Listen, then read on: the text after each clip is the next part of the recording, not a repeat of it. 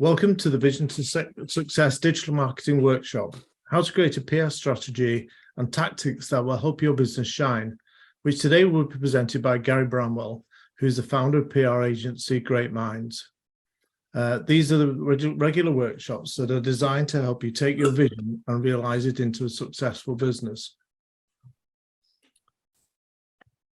The overall structure for the next hour will be short introduction as to who we are and what Vision to Success is all about.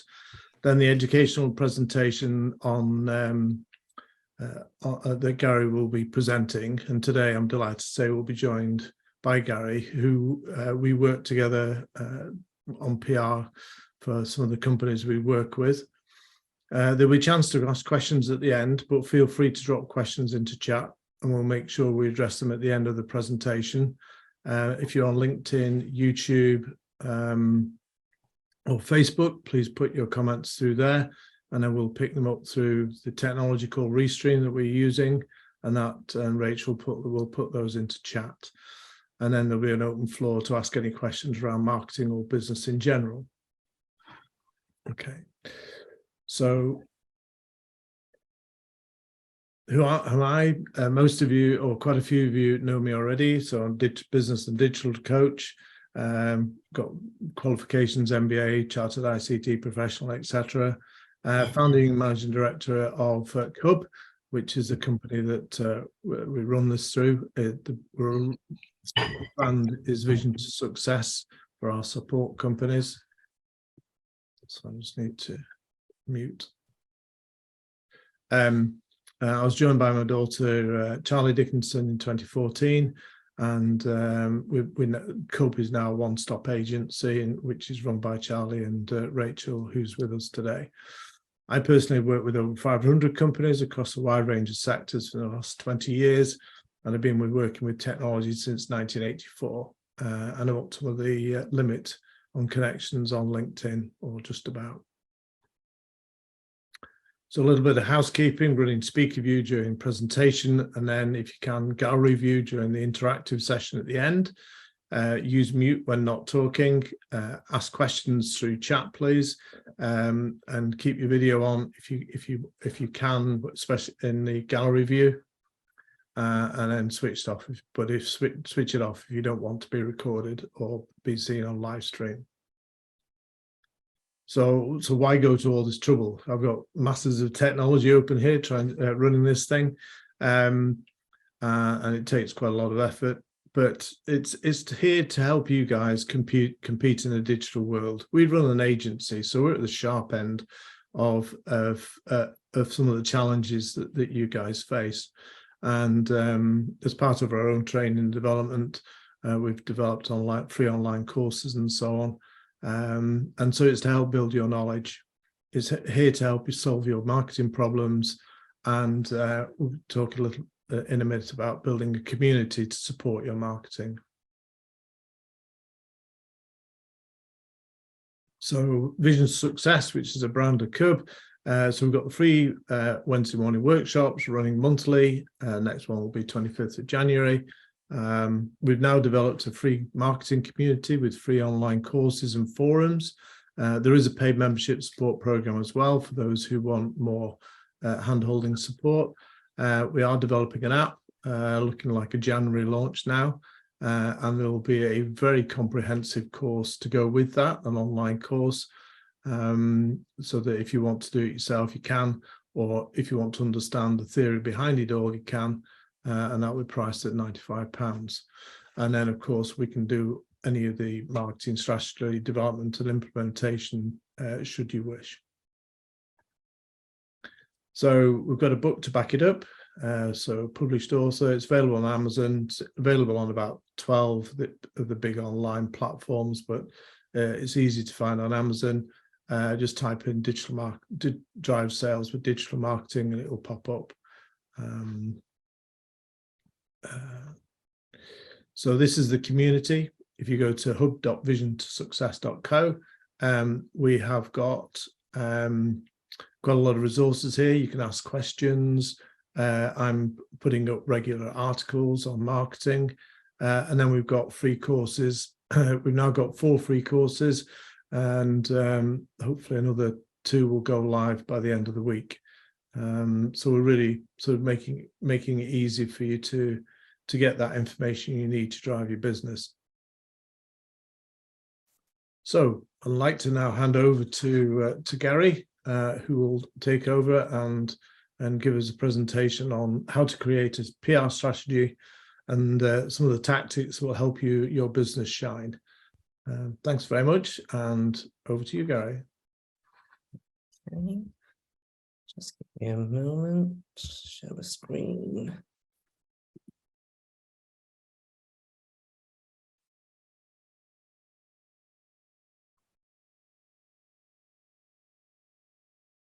Just give me a second. Yeah, if you'd like to make your video live as well, please, Gary. Yeah, I will do. Thank you.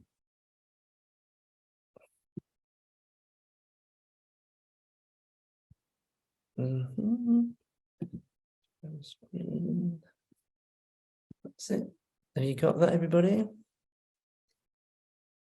Is that shared? It is, yeah. Super. Yeah, and then we're seeing some of your desktops, so you may want to expand. yeah, you don't want to look at my desktop. Yeah, it's a nightmare.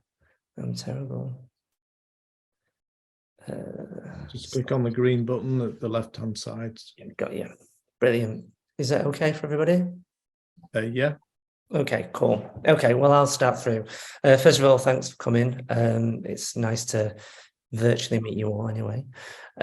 So I'm just going to go through this. It's quite conversational. So again, just feel free to chip in if you've got any questions. So it's a bit about me, why PR. It's kind of sometimes seen as a dark arts. Audience insight, strategy and tactics, and a snapshot of the coverage that I've achieved this year for a variety of clients, basically. So first, a bit about me. So I am basically award-winning PR and creative director of an MD of Brazen PR in Manchester and ex-content marketing director at Mediacom. So throughout my career, I've developed and worked on some PR campaigns for clients such as, and this isn't all of them by any means, but Co-op Insurance, Selfridges, Expedia, M&S Money, Ronseal, Penfold Pensions, Epsom Printers, Heinz. I could go on, but basically I'm not going to bore you. So I've launched some campaigns and I've got a mix of B2B and B2C experience. And I've helped develop those brands, and I've worked with lots of startups as well in order to help them with their growth plans. So as well as PR experience, I have an understanding of paid content, PPC, display, and other marketing tactics. So I kind of understand how PR slots in and can support those things if that's part of your marketing efforts. I set up Great Minds in 2019 to bring the best minds together to deliver PR work for clients. And for my sins, I'm still at a certain age an avid gym goer. And despite my oncoming years, I can still give people 10 years younger than me a run for the money at the gym, of which is where I met Charlie. Moving on to the next slide. Well, why PR? So I'll give you a bit of a history here. PR is often misunderstood. As a marketing discipline, many years ago, it was a vanity project for brands and businesses. So it was like, make me famous, make me famous, make me famous. And advertising was the main driver. And this was me. This is now me showing my age, but this has gone back like 15, 20 years. And PR was seen as a secondary kind of tactic, for want of a word. But times have changed, and over my career in PR, the discipline has now come full circle and it's sat in front and center of any marketing campaign or brand building activity.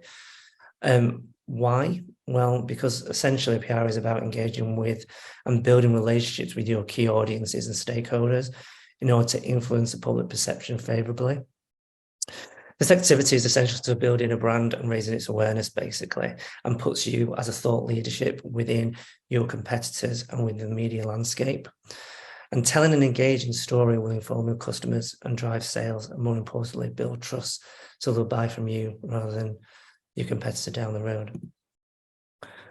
There are many layers to this discipline, such as out-and-out news generation, of which I'll show you some examples later.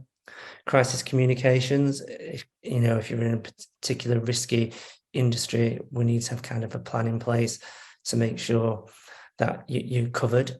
Internal communications, because it's important that staff are on board as a business and understand what's going on as a business, as well as whatever you're projecting outwardly as well. Investor relations, that's something that if you're a startup that I mentioned before, or looking to raise funds, we need to be doing some investor relations basically. Launch events, obviously you've got a new product, you want to launch it, give it a big bang, get it seen everywhere, through the media, through the right media. Content creation, influencer marketing, which is obviously just become a thing over the last sort of like few years, and celebrity endorsements and social media as well. So there's quite a lot of facets to it, really. But there's more, and I think this is going back to my point before, is that it's kind of come back full circle. When I started in PR, it was very much a nice to have, but now it's very much front and center, and here's why really, because as the world is ever more online and Google searches for relevant content from credible sources, links and citations, which is another word for brand mentions, help push your site and business up the rankings to gain visibility. So rather than doing paid ads, which is part of the marketing mix as well, but organically you want your site to rank for keywords, and therefore then that's where we can help. And now the buzzword is kind of digital PR, and that's basically meaning that as well as getting a news story in, a key title or whatever it is trying to get the link back to your site so that it actually pushes you up the Google rankings and helps your site be more visible. So via PR, you'll get brand coverage on a national news site, for example.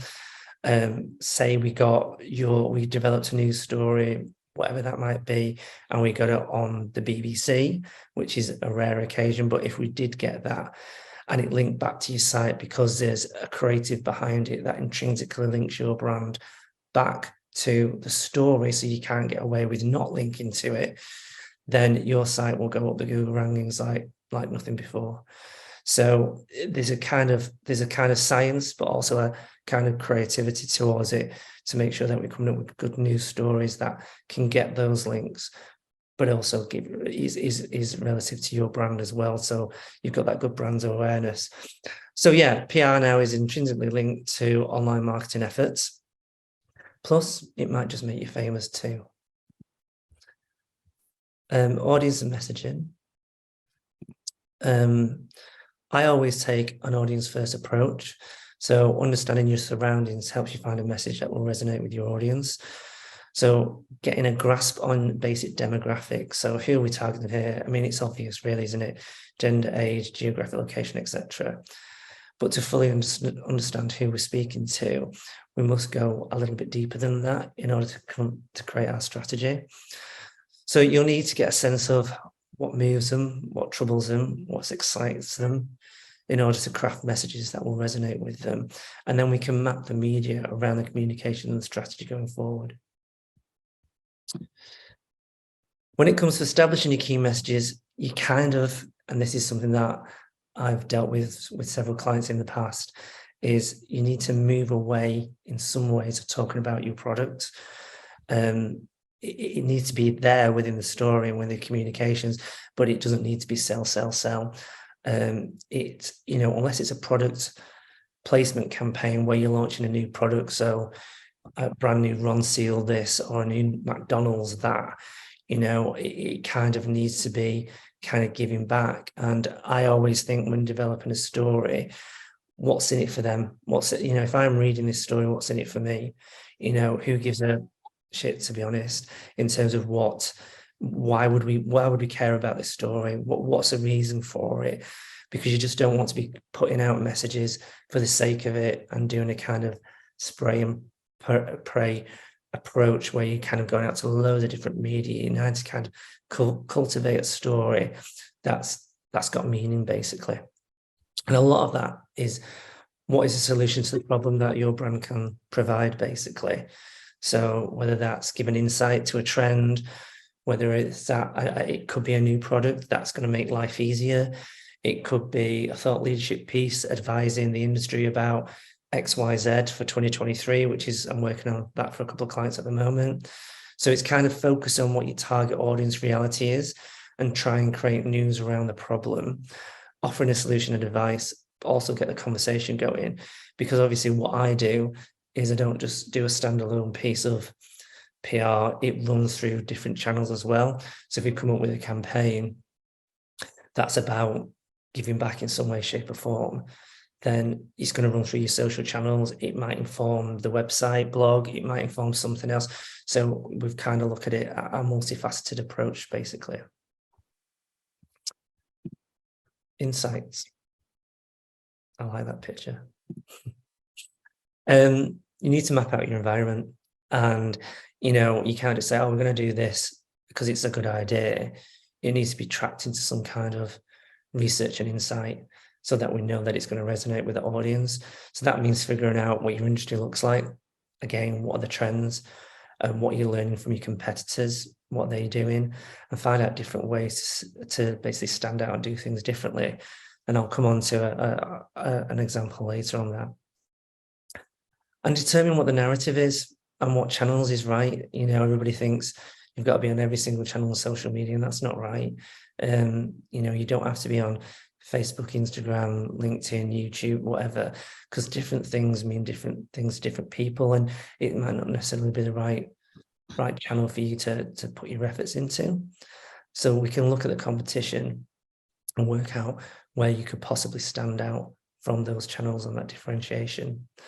There's some nifty tools, some of them cost, I'm just going to throw it in there, but like SEM Rush and BuzzSumo that you can use basically to work out what your competitors are basically, where they've got coverage, where they've got links, where they've been seen, basically. So you can use those types of tools, and of course Google, which is the obvious one, before you decide to go out to market in terms of anything that you're deciding to launch. But also, because of what I do, I can run past ideas through the media. So for example, this morning I have a mortgage broker client, and obviously, well, not obviously, but they're starting to look at 2023 trends in the mortgage market. And as you probably already know, with trusts and everything that's happened, the mortgage market's been in a bit of disarray, shall we say. So I did a call and said, right, we can comment on this, we can comment on that. What do you think? And, I've got 2 journalists come back to me today saying, yeah, if you can pull that together, we'll run it. So it's kind of understanding the landscape and asking how we can help journalists and titles. And I'll get a link as well from that back to my client's site. And yeah, research does require effort, obviously, but it's incredibly important, because without that, you won't get a campaign that resonates with the audience that you're after. And the key word here is resonate. As a business owner, you may feel, and I've dealt with this in the past, you might think you've got an amazing product and an amazing story to tell because it's your business. And I might look at it and go, it's not that amazing. But if we added this or we added that, it might start to fly in key titles and media. So I think sometimes, you might need a little hand developing the narrative to ensure that you punch through, because I know what journalists are looking out for, and you might think it's amazing what you've developed or what product you're trying to sell, but it might just need a bit of tweaking in order to make sure we can get the journalists to kind of write around it. And also looking at what journalists have done before. So again, I know my mortgage example before, they're going to be doing predictions for next year. They're going to be doing predictions on interest rates and all the rest of it. So you can go out and you can say, right, what can we help you with? We've got data here. We've got stuff that we can share with you in order to get that coverage and those links back. And that will obviously help you define your strategy and your tactics going forward. But the takeout really is as a business or a business owner, what is a solution that I can provide that will make me and my product newsworthy? On strategy then. So I've got an example here that is very simple, but it kind of gives you an idea of what I've done for this particular brand, and I've chosen one that was very dry to show how we can make it not as dry.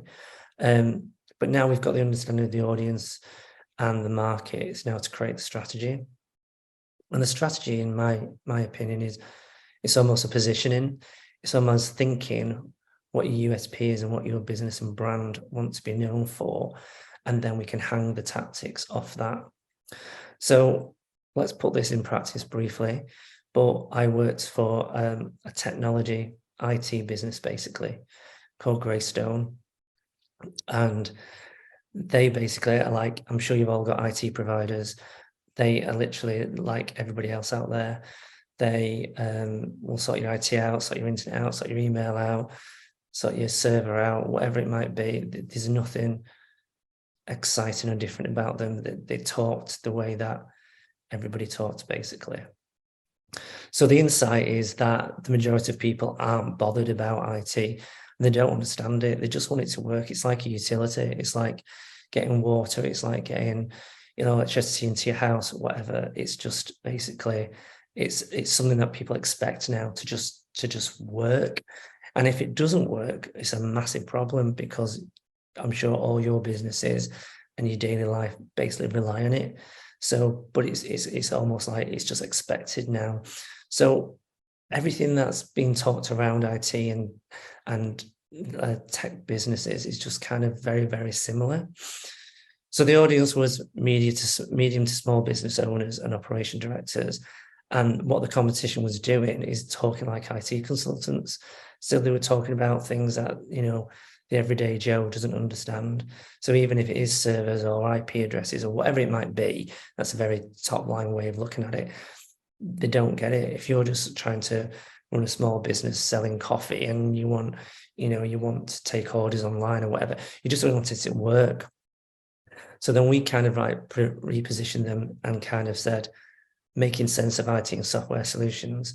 And that was what they're now using today as their strapline. Then everything off there is simplifying the IT process and trying to talk about, whether it's on social, whether it's in PR, whether it's thought leadership, how to take out the jargon and just make things simple and understand to the small and medium businesses that's trying to attract. Other things to consider when developing your overall strategy is timings. With any PR campaign, or even if it's simply issuing a news release, it's all about the timing. You've got to look at the news agenda. If it's a budget's going to be released next week, you don't do anything around that. For example, if it's Christmas coming up, you need to put a Christmas spin on your news release. It's things like that. If it's a World Cup going on, then you probably don't want to launch a new sporting product. So you've kind of got to look at a calendar of events in order to kind of work out when's the best time to go out with the news. And some clients are like, I want it to go now. And I'm like, no, because it's just not gonna fly, basically. So there's an element of timings that need to be considered. And also the media landscape, it's more diverse than ever before.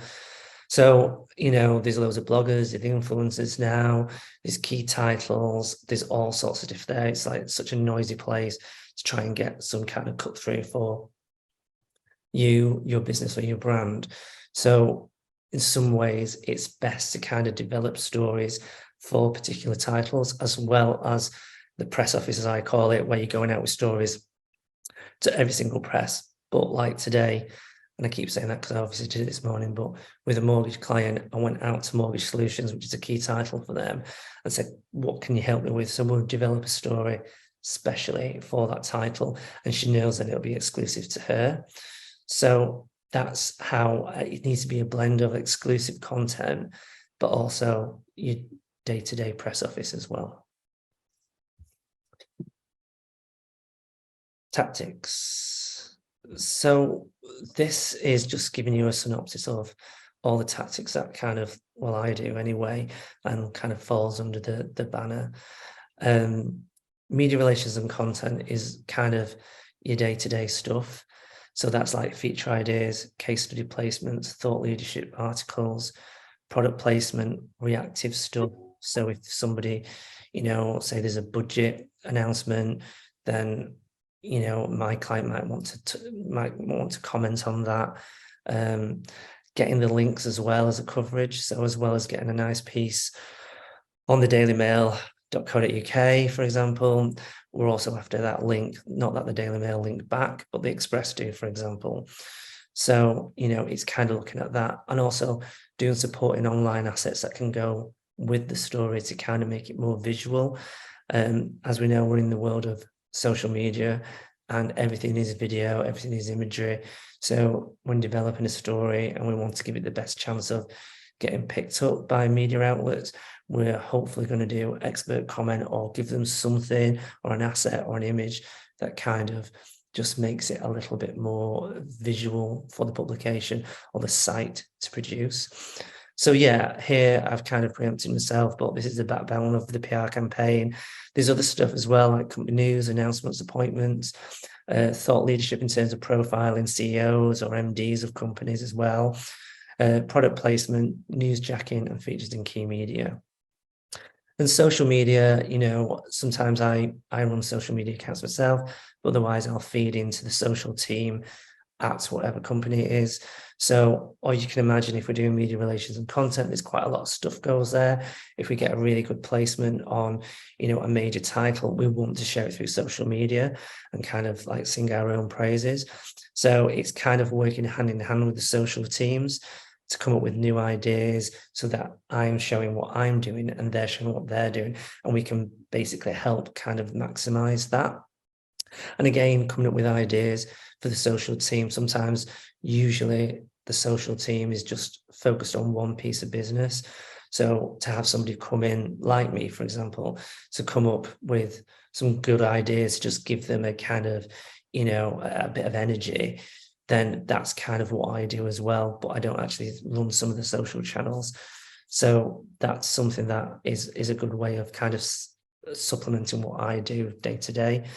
Event creation, new product launches, and press conferences, depending on what your business is. A new product launch is really good. Obviously, COVID kind of changed that a little bit because everybody went online, but I still organize online press launches. So everybody just dials in and basically speaks to like the CEO of the business or whoever it might be. So it's kind of gone online, but it's the same sort of thing rather than being virtual, where you go and meet somebody in person. This is kind of like a new way of doing it, basically. News conferences. I held a new conference, literally, when was it, October, and just basically got some media down, and we just hired a hotel conference room for them to do Q&As around this charity initiative. And that was quite good. And then also kind of like, depending on where you want to go with your thought leadership stuff, there's exhibitions, speaker route, and also round tables that you can pitch my client, your client, to kind of be part of that. Crisis management, as you never know. Again, depending on what your business is, it might be that you need to have some kind of plan in place. I work with people to kind of deliver that just in case something goes wrong in a business. And that's usually more for high profile businesses. So I've done stuff for Purcell, for example, Heinz, just in case something goes wrong, because you never know. But that is very much bespoke to that business. So there's not much more I can say about that, but it is important sometimes to have that in place. And then influencer marketing and celebrity endorsements, influencers are here to stay. Celebrity is obviously here to stay. There's new celebrities created every day. So it's just kind of like working and identifying which celebrity or influencer you could work with to kind of pay dividends to your brand. And that's it's not now a kind of photograph or something that's a short-term campaign, it's best to tell a story, because even if they're a celebrity, they've got social media, so it's almost like mapping out what that story should be and kind of saying, right, you need to post here about this, then you need a follow-up post, and it's almost like storytelling. It's almost giving them a storyboard to kind of follow, so that they then get the brand messages across it in the right way, as well as maybe a launch event or whatever. But it's more storytelling, but online now with those influencers and celebrity endorsements. It's not just a one hit or one photo or one appearance. It's more of a longevity kind of thing that we're moving to now. And then internal communications, you know, it's important that if I'm off doing an influencer endorsement or whatever, that people in your company know about that, and you know, interact with that, and they know where the business is going. It's important that you inform your employees about the business and where it's up to, just as much as you do externally in any kind of PR campaign. So whether it's presentations or away day, or even if it's a pub lunch, and just sharing what the PR plan is for the next 6 months or whatever it might be, because they can be very useful in amplifying any campaign that we do. And then brand partnerships. So on here, there's things where we've kind of done stuff where it's like-minded brands. So whether it's charities, going with local producers, or whether it's a fashion model launching an event, or whether it's Sky Sports. I'm just thinking of what I've done, linking it with Gamble Aware. So it's kind of finding brand affiliations that would be quite good, and therefore a campaign could come out of that is beneficial to you both. And also partnerships. So there's things like, you know, if you wanted to do a big splash or you're doing a big launch, then you can obviously do stuff with like a media partnership as well, which will amplify anything else that we're doing around that. So that's roughly the tactics. I'm nearly done. And then this is just stuff that I've worked on this year. And it's really varied, to be honest. So I launched a digital only pension provider, which got in the FT earlier this year. And that was a product launch, but obviously the difference with that is it was an app, but when they first launched, I think they've branched out now. They basically were only providing pensions to freelancers. So it was a good story, and it went in other publications besides that. It went quite all over the place, to be honest. And then I worked for Heinz over the summer. So I did stuff in the Caterer, which is a trade press. So it's like it's really important for Heinz to be in there. It's kind of like an industry press, but then we kind of spun that out into the consumer press. So we launched their Heinz breakfast, believe it or not, and Heinz hummus, and we spun that out into the Metro, for example. There, I worked on Gift Gaff, which basically, when the cost of living started to bite, I did an announcement about with another team about the fact that it's freezing its prices until the end of 2023. And even though that's not title that you might know, ISP review is like a key trade title. We span it into the consumer as well. I think I got in the Daily Star, and I think I got in the Daily Mirror as well. But I just wanted to show a bit of breadth. And then from a mortgage client there, why the stamp duty cut might make things difficult for first-time buyers. So that was a piece that we developed together to kind of get in a financial reporter. I think that piece is in, to kind of show that they knew what they were talking about, basically, because they're basically a B2B client and they just talk to brokers in a nutshell. So it's important that brokers go to them for advice, which is why we're doing quite a lot of thought leadership pieces. And that's that. So that's a bit of it in action. And I think that is me done. Brilliant. Thanks very much, Gary. If you stop sharing. Yeah. Cheers. There we go. Okay, does anybody have any questions? We've nothing in chat at the moment. No? Okay. So Gary, I mean, fantastic content there. Thank you very much. Lots to think about. If these guys had one thing to go away with, what would it be? What action would you want them to go away with? I think, sorry, I'm just unmuting myself, sorry. I think for me, it would be coming up with putting comms at the heart of any marketing, because it's important how then you get that out to everybody across different channels. And like I said at the beginning of the presentation, years ago, it was, you know, advertising would decide what's what, basically, and PR was seen as a very much as a poor brother. And I think your comms strategy needs to be at the heart of any kind of marketing effort that you do. Yeah, we're seeing a lot more of a move to storytelling, you know, and we're weaving, and there's a thing called Story Brand, which we covered in a previous workshop, which was really good at sort of giving people who are not story writers sort of a good structure, and key to that was the audience, of course. Are you seeing any sort of a more move to that kind of storytelling in the PR world?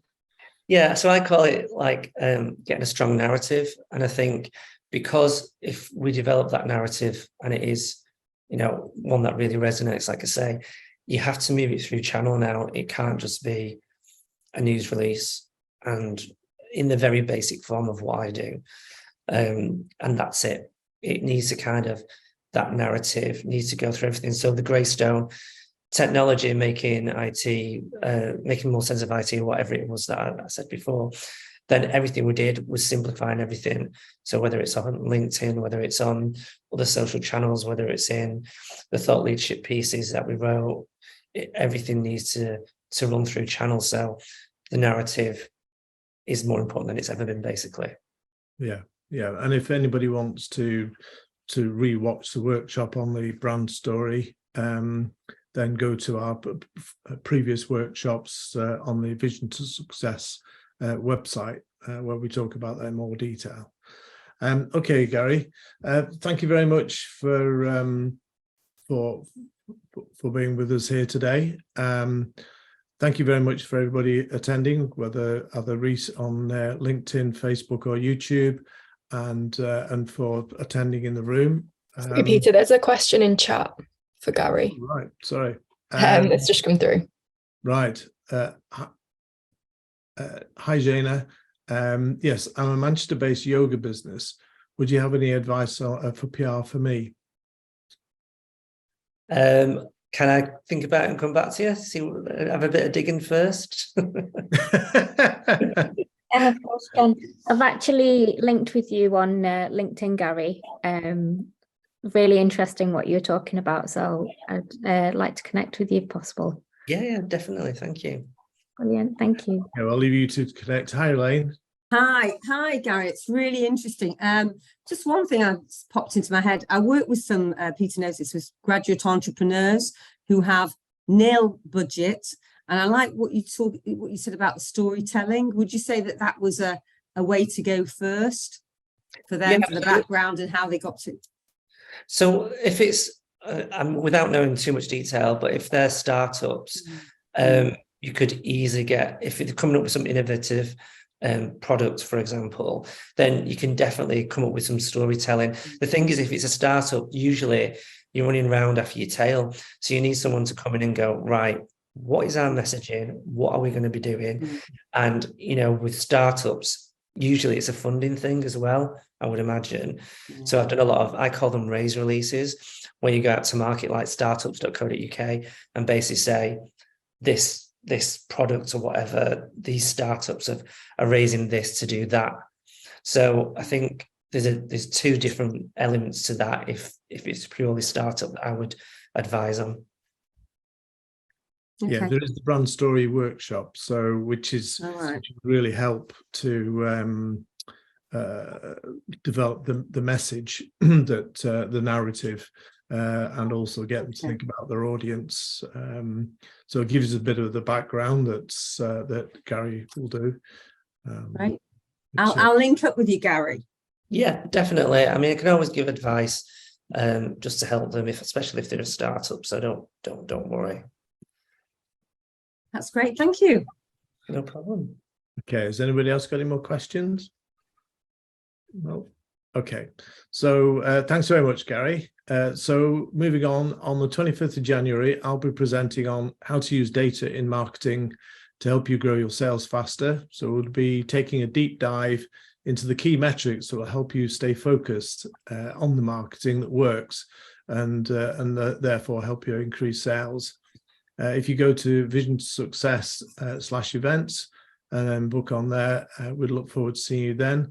There will be, Rachel will be following up with a link to the recording from this workshop so that you can, because there's a lot of great information there, so you'll be able to go jump back in and have a look, and the slide deck will also be up.